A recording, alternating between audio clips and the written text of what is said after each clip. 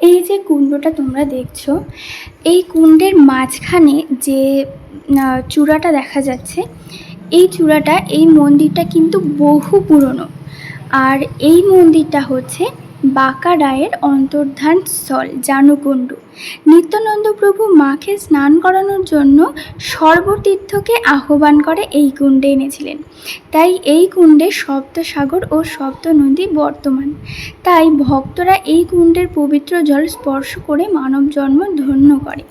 তো সেই কারণেই এই কুণ্ডে এসে সবাই জল স্পর্শ করে এবং মাথায় নেয়, ভক্তি ভরে প্রণাম করে।